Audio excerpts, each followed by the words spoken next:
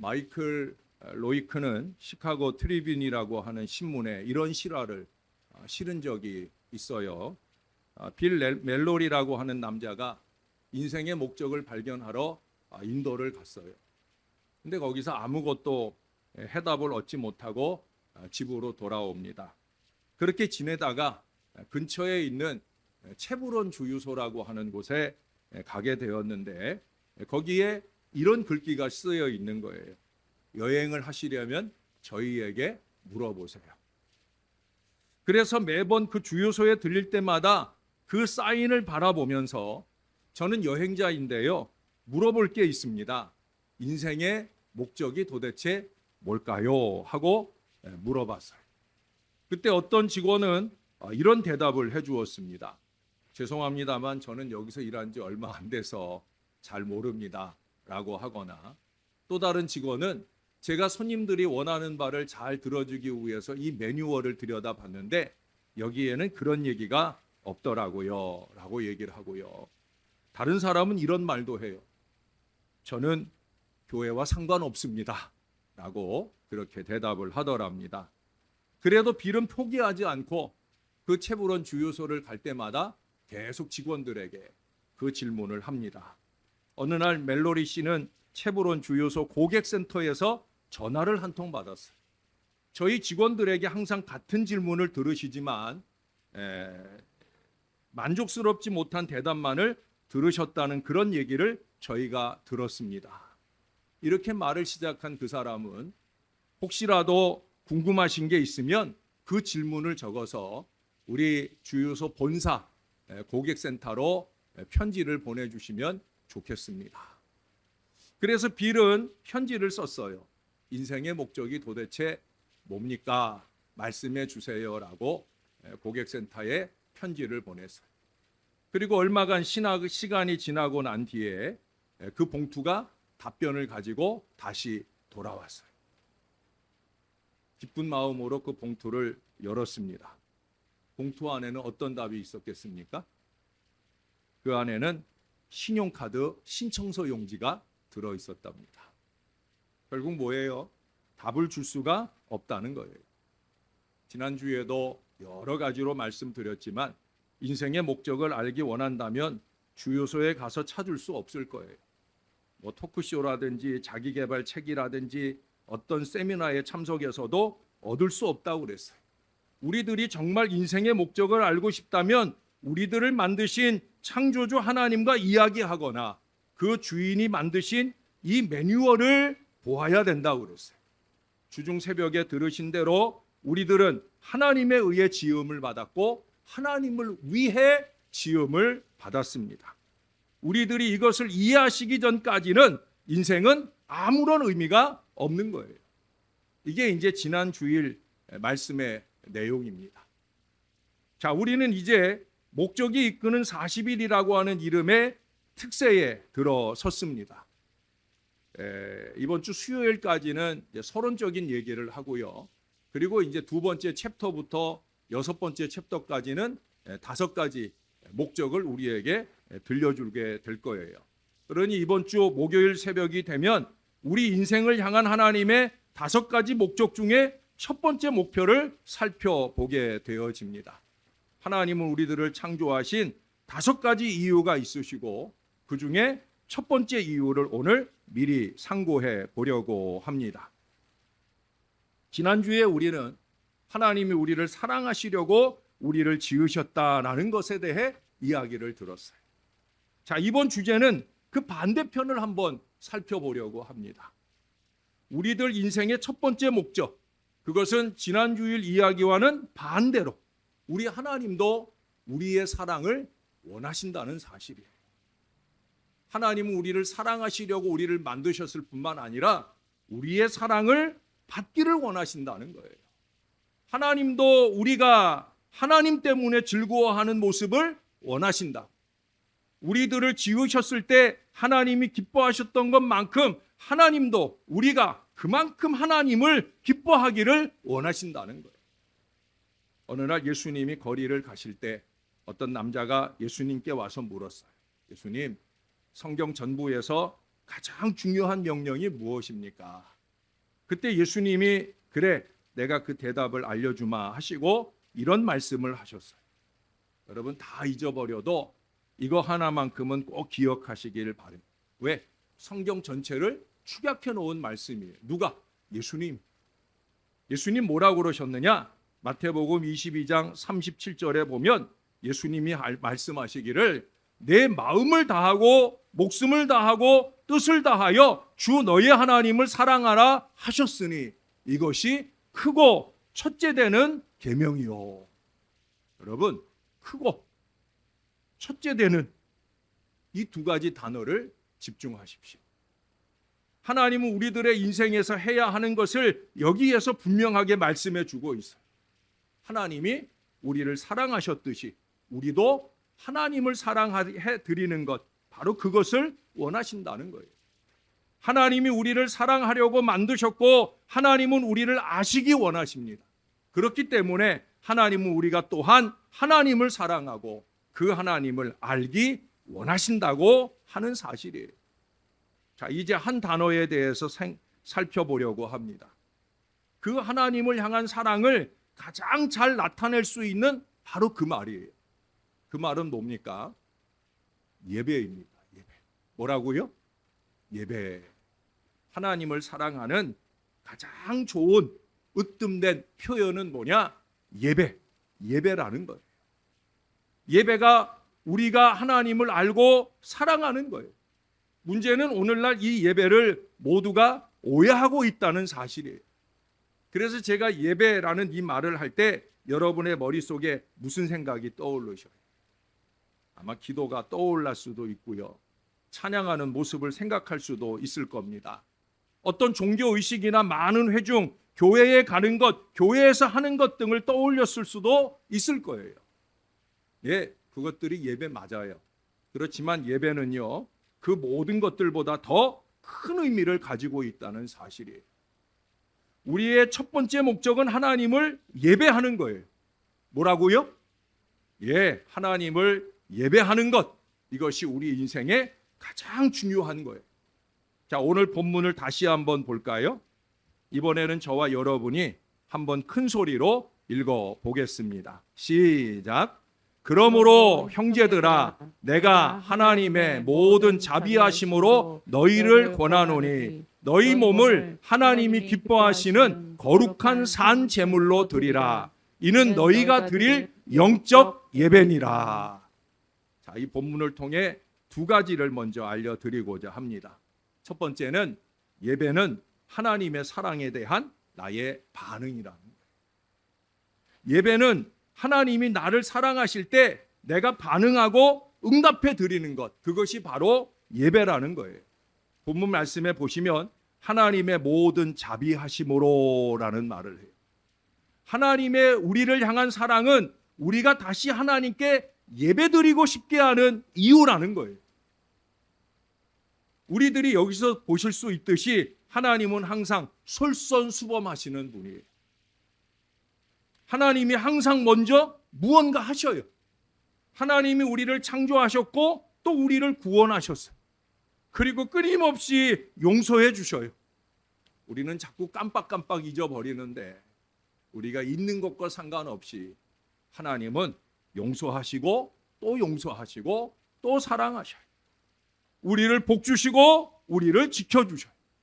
이 모든 것들로 인해서 우리는 하나님을 예배하는 거예요. 그리고 우리가 최우선으로 하는 것이 드리는 것임을 기억할 수 있어야 합니다. 그 말이 예배를 잘 설명해 줘요. 자, 두 번째 말씀드릴 것은 예배는 하나님께 다시 돌려드리는 거예요. 하나님이 우리에게 무언가를 먼저 주셨고 우리가 그것을 깨달아 다시 그것을 하나님 앞에 돌려드리는 것이다 라고 하는 거예요. 그래서 항상 우리가 하나님께 돌려드릴 때 하나님께 어떤 것이든 드릴 때 그것이 바로 예배가 되는 거예요. 하나님께 감사해서 찬양도 드리고 기도도 드리고 또 이와 같이 거룩한 형식도 드리고 그것만 아니라 이후에 제가 말씀드리는 것까지 그것 모든 것들 하나님께 돌려드리며 하나님을 기쁘시게 하는 거예요. 여러분, 우리의 예배가 하나님께 기쁨을 드리는 줄로 믿습니다. 그러므로 이 형식을 갖춰 드리는 예배에서는 더욱더 하나님의 기쁨이 되도록 영과 진리로 예배할 수 있어야 되는 거예요. 우리가 하늘에 계신 하나님께 감사할 때 우리는 하나님께 온전한 기쁨을 드릴 수 있습니다. 자, 그렇다면 드린다라고 말할 때 이 드린다라는 의미가 뭐냐는 거예요. 나는 무엇을 드려야 될까요? 그러면 모든 것을 소유하신 하나님 앞에 도대체 무엇을 드릴 수 있겠느냐는 거예요. 여러분이 누군가에게 선물을 살 때 그 선물을 사는 일들이 참 많이 고민이 되잖아요. 그렇죠? 예? 도대체 무엇을 선물로 해야 될까? 온종일 고민을 해요. 그래서 내린 결론이 대체로 뭐예요? 현금을 드리자. 예? 그런 결론에 많이 도달합니다. 자, 그런데 하나님은 모든 것을 가지셨어요. 그 하나님께 도대체 무엇을 드려야 될까? 하나님은 온 세상을 창조하셨고 우리들도 지으셨고요. 온 우주를 만드셨어요. 다 가지셨단 말이에요. 그러니 우리가 무엇을 드려야 되겠느냐는 거예요. 우리들은 하나님께 우리들의 사랑을 드릴 수 있어요. 하나님은 우리의 사랑을 아주 특별하게 받으셔요. 마가복음 12장을 보시면은요, 30절에 거기 아까 마태복음 22장 37절과 비슷한 말씀을 하는데 좀 더 강렬하게 얘기를 해요. 뭐라고 말씀하시느냐? 내 마음을 다하고 목숨을 다하고 뜻을 다하고 힘을 다하여 주 너의 하나님을 사랑하라 하신 것이요. 다하고 다하고 다하고 다하여 사랑하는 것이다 라고 말씀해요. 자, 여기서 하나님이 우리에게 사랑받기 원하시는 세 가지 방법을 말씀드리려 합니다. 첫 번째로 하나님은 우리가 그분을 아주 사려 깊이 사랑하기를 원하신다는 거예요. 성경에는요, 뜻을 다하여라고 말씀했잖아요. 나의 뜻, 나의 생각을, 온 생각을 다해서라는 거예요. 여기 이 뜻이란 말을요, 영어 성경에 보면 soul이라고 그랬어요. 영이에요. 예? 아주 우리 마음 깊은 곳, 그 soul, 그 모든 생각을 집중해서 사랑하는 것을 말하는 거예요. 다른 말로 하면 하나님은 우리가 아무 생각 없이 행하는 것이 아니라 깊이 생각해서 하나님을 사랑하기 원하신다는 거예요. 저는 동역하는 사람이 아무 생각 없이 건성으로 하는 걸 보면 막 화가 납니다. 그것은 하나님의 일을 하는 태도가 절대 아니거든요. 다른 일도 아니고 하나님의 일을 어떻게 건성으로 해요? 대충 해요? 생각 없이 해요? 우리 아내가 농담처럼 자주 하는 말이 있어요. 그게 뭔지 아세요? 우리 목사님이 생각 좀 하고 하라고 그렇게 말씀하셨다는 얘기를 가끔 해요. 저에게도 하고요. 우리 아이들에게도 합니다. 예? 아담과 하와의 범죄의 이유가 뭐라고 그랬어요?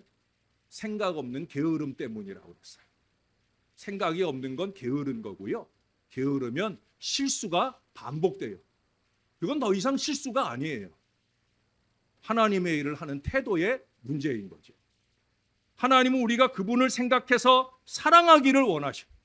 하나님을 제대로 알고 사랑하는 것을 깊이 생각해서 하나님을 위하여 하는 모든 일들을 하나하나 생각하고 골몰하며 행하기를 원하신다는 거예요. 두 번째로는 하나님은 우리가 그분을 열정적으로 사랑하기를 원하십니다. 이 말은 두 가지 단어를 썼어요.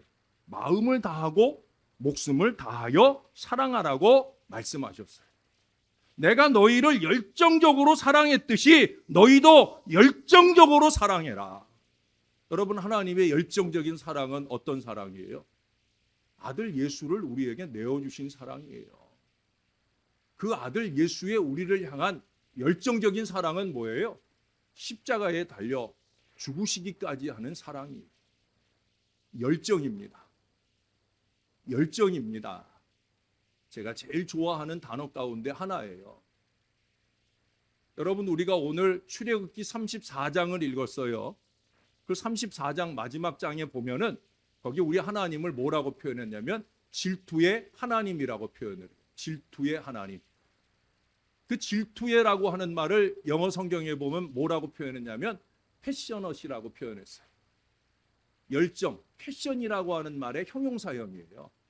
다시 말해서 질투해라고 하는 말은 열정적인 이란 말이에요.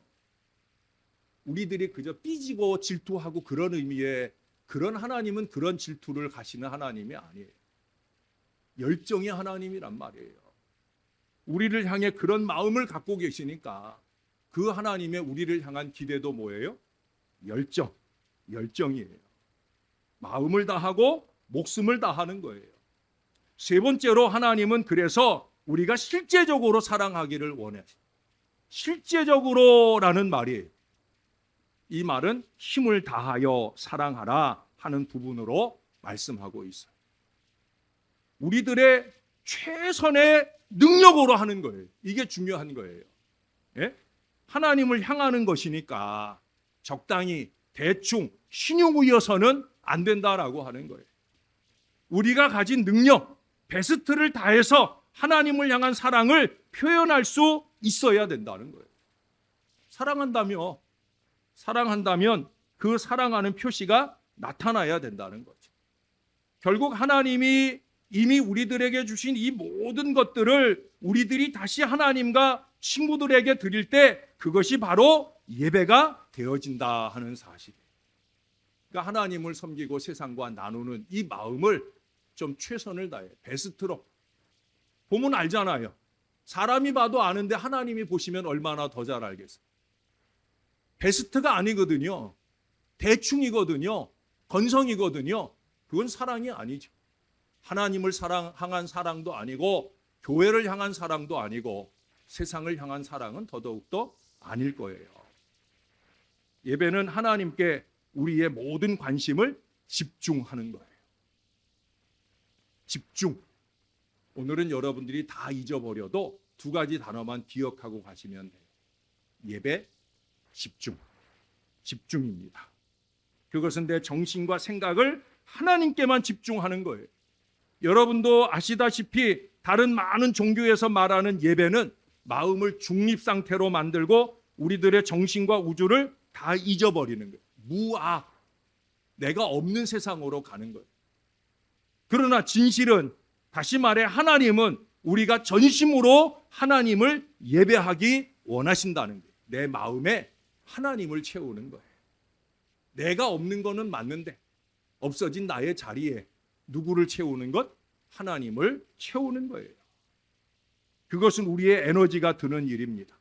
우리 마음을 오직 하나님께만 집중하는 것이기에 그저 몸만 움직이는 것이 아니라 정말로 진심으로 생각하면서 드리는 것, 그것이 바로 예배입니다. 그것은 항상 쉽지만은 않아요. 여러분도 그저 자동적으로 건성으로 기도하신 적이 있을 거예요.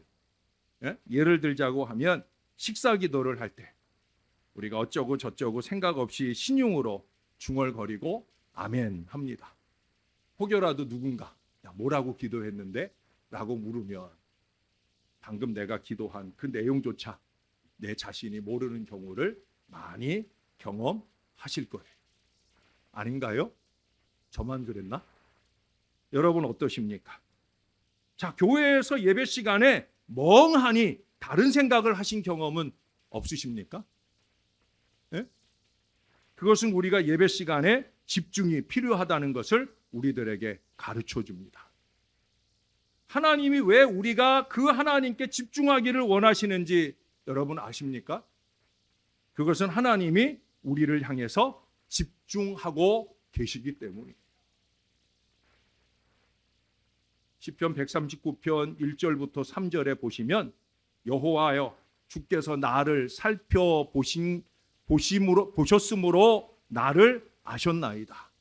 주께서 나의 앉고 일어섬을 아시며 멀리서도 나의 생각을 밝히 아시며 나의 모든 길과 내가 눕는 것을 살펴보셨으므로 나의 모든 행위를 익히 아시오니. 여기 반복되는 얘기가 뭐예요? 살펴보셨다라는 거예요. 옛날 개역 한글에는 감찰이라는 말로 표현을 했어요. 감찰한다, 살펴보셨다, 그리고 아셨다라는 말이에요. 다 아셔요. 우리의 겉으로 보여지는 신용만 아는 게 아니라 우리의 본심도 아셔요. 사람들은 뭐 이 말 저 말 하지만 하나님은 무엇이 진실인지를 다 아셔요. 왜? 하나님은 우리들에게 집중하고 계시니까. 하나님은 끊임없이 항상 우리에게 관심을 가지고 주목하고 계십니다. 하나님은 우리에게 한 번도 눈을 떼지 않고 우리를 지켜보셔요. 하나님은 우리를 한시도 생각하지 않으시는 적이 없다는 거예요. 하나님이 우리들을 만드신 이유는 우리들을 사랑하시려고 만드셨기 때문에 그 사랑의 표현이 뭐냐? 집중이라는 거예요. 하나님은 우리들을 지으실 때 온전한 관심을 보여주셨습니다. 여러분, 사랑을 표현하는 가장 좋은 방법은 상대방에게 집중해 주는 거예요. 우리 인생을 살면서 권태기라는 걸 경험하잖아요. 권태기라는 게 뭐예요? 집중력이 흐려졌다는 거예요. 예? 사랑이 흐려졌다는 것은 집중력이 흐려졌다는 거예요. 아니, 아예 집중하지 않는 인생은 사랑이 요만큼도 애초에 없는 거죠. 사랑이 장난이지요. 여러분, 관심은 사랑을 표현하는 놀라운 방법입니다. 하나님은 우리를 향해서 끊임없는 관심을 가지고 지켜보셔요. 자, 이제는 우리가 그 하나님께 관심하며 집중할 수 있어야 된다는 거예요. 우리는 자동으로 초점을 맞추어주는 카메라가 아니에요. 그렇죠? 그러니 우리는 어디에 관심이 가면 거기에 주의를 기울입니다. 그것은 무슨 얘기냐? 우리가 좀 주의를 집중하겠다고 결심할 수 있어야 된다는 거예요. 예배 자리에 오실 때 여러분이 예배 자리에 오셔서 제일 처음 하는 일이 뭐예요? 자리에 앉아서 기도하는 일이잖아요. 교회 오면 제일 먼저 뭐해요? 기도하는 이 기본을 하잖아요. 네? 물론 그 기본도 없는 사람도 간혹 있더라고요. 근데 여러분, 우리가 와서 예배 자리에 앉아서 예배하기 전에 먼저 기도하잖아요. 그때 우리가 드리는 기도가 무엇이어야 되겠습니까? 하나님, 오늘 1시간 예배 동안에 하나님께 잘 집중하게 해주세요. 바로 이것이어야 되는 거예요. 집중. 결단이 필요하다는 거예요. 결정해야 된다는 거예요. 이제 우리는 어떻게 그런 결정을 내릴 수 있을까요? 우리는 우선 결정할 것을 쉽게 흐지부지하게 만드는 우리 자신의 모습을 깨달아야 됩니다. 크고 작은 많은 일들을 흐지부지 얼렁뚱땅 무너뜨리는 우리의 어리석음을 깨달아 알아야 된다는 거예요. 이렇게 하나님께 집중하려는 우리의 마음을 분산시키는 두 가지 요소가 있습니다.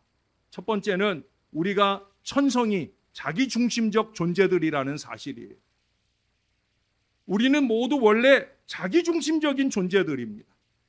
그것을 얼마나 탈피하고 하나님 중심으로 가느냐, 하나님이 내게 주신 사명 중심으로 가느냐, 이게 중요한 거죠. 이번에 어떤 분이 비전 씨앗 예물을 드리면서 거기 기도 제목을 적었는데 연세가 많으신 어르신인데도 불구하고 이런 멋진 말을 적어놨어요. 주님이 주신 사명의 길이라면 그 길을 걸어가겠습니다. 멋지지 않아요? 예? 연세 많으신 권사님이 그런 글귀를 적어놨어요. 저는 이런 교인을 섬기고 있다는 게 너무 자랑스럽고 행복합니다. 주님이 주신 사명의 길이라면 그 길이 아무리 어렵고 힘들어도 나는 그 길을 가겠습니다. 하나님께 집중되어 있는 그 마음을 읽어볼 수가 있어요. 자기중심적이질 않죠. 하나님 중심, 하나님의 사명 중심이라는 거예요. 근데 안타깝게도 오늘 이 세대는 자기중심이에요. MZ세대라고 하는 사람들은 안타깝게도 이 마음이 더 강하지 않는가 하는 생각을 해요. 그러다 보니 두 번째는 우리는 또한 자기중심적인 이 문화 속에서 살고 있다는 사실이에요. 로마서 8장 7절에 보면 육신의 생각은 하나님과 원수가 되나니 이는 하나님의 법에 굴복지 아니할 뿐 아니라 할 수도 없습니다. 육신의 생각은 그 생각 때문에 누군가와 원수가 되는 게 아니에요. 제일 중요한 하나님과 원수가 된다. 예? 그러니 하나님의 법에 굴복하지 않고 하나님의 뜻에 굴복하지 않고 할 수도 없는 거예요. 왜? 육신의 생각이 꽉 사로잡혀 있으니까. 우리는 하나님께 집중하도록 결심해야 됩니다. 여러분 오늘 본문을 펼쳐 놓으셨죠? 그 다음 2절 말씀을 좀 보십시다. 너희는 이 세대를 본받지 말고 오직 마음을 새롭게 함으로 변화를 받아 하나님의 선하시고 기뻐하시고 온전하신 뜻이 무엇인지 분별하도록 하라. 자기중심적인 이 세대를 본받지 말라는 거예요. 우리는 다른 것을 생각하는 것을 좀 멈추고 하나님께 대한 이 생각을 하기 시작할 수 있도록 결심해야 된다는 거예요. 우선 우리들은 하나님과 매일 만나는 시간을 정하고 지키는 일을 시작할 수 있을 거예요. 그것은 뭐 특세를 참석하거나 또는 다른 여타의 예배에 오시는 것을 말하는 게 아니에요. 아까도 말씀드렸지만 예배는 그 이상이거든요. 여러분 할 수 있으면 하루 동안 아주 짧은 몇 분에 불과할지라도 우리가 하나님께 좀 집중하는 시간을 가져보시라는 거예요. 우리들이 그것을 아침에 하든 점심이든 밤이든 언제 하시든 상관없어요. 우리들이 그저 하나님과 만나는 시간에 내가 하던 모든 일을 잠깐 멈추고 그 시간을 지키겠다고 결정하면 되는 거예요. 그리고 그 순간에 하나님께 집중하면서 하나님과 교통해 보셔요. 교제해 보세요. 대화해 보세요. 예수님께서 마태복음 6장 6절에 이런 말씀을 해요. 너는 기도할 때 내 골방에 들어가 문을 닫고 은밀한 중에 계신 내 아버지께 기도하라. 은밀한 중에 보시는 내 아버지께서 갚으시리라. 우리는 다른 것을 생각하는 일을 그만두고 조금 더 하나님께 관한 생각을 하겠다고 선택할 수 있어야 되는 거예요. 여러분 이 실제적인 예수님의 말씀 속에서 우리의 눈에 들어오는 것은 제일 먼저 뭐예요? 골방이라고 하는 장소예요. 장소. 네? 장소, 때, 곳이라고 하는 이곳을 생각해 보아야 합니다. 하나님께 예배하는 어떤 특별한 장소가 필요한가? 예, 필요합니다. 그곳은 어디일까? 여러분 우리들은 하나님과 만날 시간을 가질 장소를 정해야 됩니다. 구약 성경에 보면 우리들이 예배할 수 있는 장소가 단 한 곳을 말하고 있어요. 어디예요? 성전입니다. 성전. 우리들이 하나님을 예배하고 하나님께 집중하려면 그 성전까지 여행을 해야 했어요. 그렇지만 지금은 그렇게 하지 않아도 됩니다. 우리들은 하나님을 어느 곳에서든지 예배할 수 있게 되었어요. 성전 예배가 중요한 거 맞습니다. 또 성전에서는 하나님께 더 집중할 수 있는 귀한 기회를 가지니까 성전 예배를 우리가 정기적으로 잘 드리는 것 중요합니다. 그러나 이 산에서도 말고 저 산에서도 말고 내 아버지께 영과 진리로 예배할 때가 온다고 예수님이 말씀하셨어요. 성전에서의 예배는 물론이고 어디서든지 우리는 예배처를 찾을 수 있다는 거예요. 우리들이 운전하는 차나 일하러 가는 길, 뒷마당, 거실의 한 모퉁이 어느 곳이든 하나님께 집중할 수 있는 그 장소를 찾을 수 있다는 거예요. 여러분 오늘 집에 가시면 한번 장소를 돌아보세요. 내일 일하러 나가시면 한번 장소를 돌아보세요. 잠깐이라도 하나님께 내가 집중할 하나님과 나만의 장소가 어디일까? 하루 종일 일하느라고 바쁜 순간에 어쩌면 여러분들이 잠깐 화장실에 가는 자리도 될 수 있을 거예요. 화장실에서 하나님께 집중한다고 하나님이 코 막고 냄새 난다고 야 이놈아 이 경망스러운 놈아 라고 말씀하시는 분이 아니라는 거예요. 우리가 하나님과의 은밀한 만남을 원하는 하나님은 우리의 그 마음을 보신다라고 하는 거예요. 그 다음 필요한 작업은 단순화입니다. 너무나 복잡한 형식을 생각지 않아도 된다는 거예요. 그래도 예배인데 찬양은 있어야 되지 않느냐, 기도는 있어야 되지 않느냐, 말씀은 좀 펼쳐야 되지 않느냐. 뭐 그럴 수 있는 그런 완벽한 여유로운 공간이면 더 좋겠지만은 굳이 그런 어떤 의식이나 화려한 말이 필요가 없는 거예요. 그냥 그곳에 나아가 하나님과 함께 이야기하면 되는 거예요. 솔직하게 있는 모습 그대로 나아가면 되는 거예요. 어떤 압박감으로부터 자신을 편안하게 만드십시오. 꾸며진 영적인 모습이 되려고 노력하지 마세요. 그것은 사실 아무 효과도 없어요. 우리들이 애쓰지 않아도 하나님이 우리들을 영적으로 성숙시켜 주시고 그 모습이 드러나게 만들어 주실 거예요. 그러므로 하나님 앞에서만큼은 그냥 솔직하면 되는 거예요. 내 모습 이대로, 내 모습 이대로 주 앞에 가면 되는 거예요. 하나님께 집중하는 두 번째 방법은 하나님과 지속적인 대화를 개발시키는 거예요. 시편 105편 4절은 이렇게 말하고 있어요. 여호와와 그 능력을 구할지어다. 그 얼굴을 항상 구할지어다. 하나님께 구하기를 하나님 기다리고 계셔요.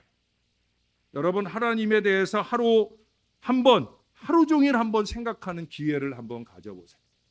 이 사순절이 지나기 전에 오늘 하루만큼은 하나님께 좀 집중하면서 하나님 생각만 가지고 살아보겠다 하는 마음으로 하루를 한번 정해보세요. 저는 하나님을 종일 생각하는 모습이 정말 여러 가지 방법이 있다는 걸 압니다. 제가 아는 어떤 목사님은요, 시계가 매 30분마다 알람을 맞추어 놓고 그 알람이 울리는 것을 보았어요. 그래서 둘이서 얘기를 하는데 자꾸 알람이 울리는 거예요. 그래서 제가 물어봤어요. 야, 시계가 어쩌자고 30분마다 계속 알람을 울려대느냐 물었더니 목사들끼리니까 그 거룩한 제 사랑하는 친구가 말하기를, 영준아, 잠깐이지만 내가 하나님을 생각하는 시간이야. 충격적 도전이었어요. 그분은 매 30분마다 알람을 울려놓고 아주 짧은 순간이지만 하나님, 그분을 향한 마음을 집중하고 있는 거예요. 그분께 집중하면서 대화하고 그분께 집중하면서 생각하고 그분께 집중하면서 행동하고 싶은 거죠. 무엇보다 그 목사님의 마음 가운데는 누군가를 위해서 중보해야 될 그 순간순간을 지나고 있더라는 거예요. 제가 아는 또 다른 어떤 분은 차에 탈 때마다 몇 분 동안이지만 그 차를 타고 어디로 갈 동안 기도하면서 하나님께 집중합니다. 이분은 차를 타실 때가 많으니까 차에 있는 시간, 하나님께 집중할 수 있는 좋은 시간이라 그 고백을 내게 주시더라고요. 이런 방법들은 그들이 하루 동안에 얼마 동안 하나님께만 깊이 집중하는 시간이 될 것입니다.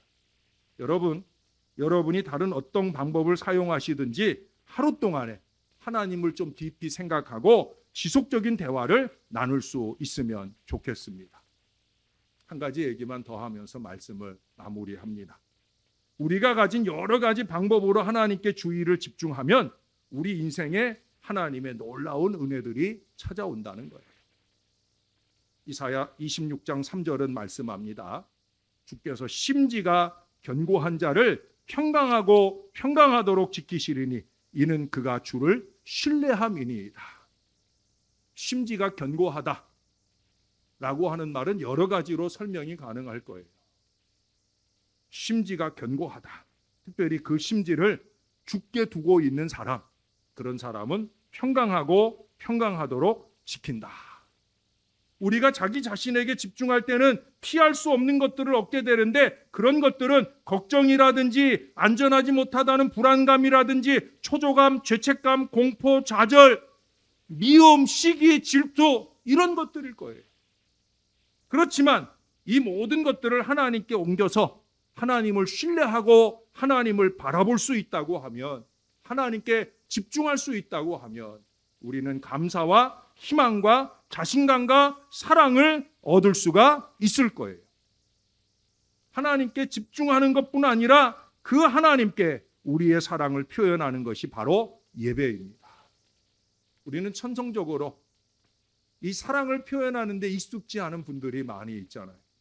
여러분들의 남편들만 너무 무뚝뚝해서 내 평생 살아오는 동안 내 남편한테 사랑한다는 말을 한 번도 못 들어본 분들이 있을 거예요. 우리 집은 반대예요. 우리 집은 반대예요. 근데 여러분, 하나님을 향해서 좀 표현 좀 해보고 살자는 거예요. 정말 내가 하나님 사랑하는 게 맞다고 하면 하나님 사랑해요 하고 말하는 연습을 좀 하고 개발할 수 있어야 된다는 거예요. 여러분, 옛날 누군가를 사랑해서 그 첫사랑의 마음을 표현해서 가슴 두근거렸던 때가 있지 않습니까? 그 두근거림, 그걸 가지고 하나님 앞에 좀 나아가자 하는 거예요. 성경은 말하잖아요. 우리가 그를 사랑함은 주가 우리를 먼저 사랑하였기 때문이다. 하나님은 절대 폭군이 아니에요.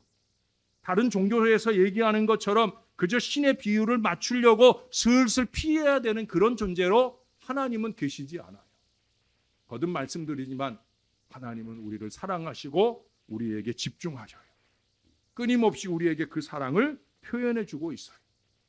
하나님은 호세아 6장 6절에서 이렇게 말합니다. 나는 인애를 원하고 제사를 원하지 아니하며 번제보다 하나님을 아는 것을 원하노라. 인애가 뭐예요? 사랑이에요. 하나님이 원하는 것은 이 형식의 예배보다도 더 뭐예요? 하나님 사랑합니다. 하나님 더 알아가길 원합니다. 하나님을 알고 사랑하는 거예요.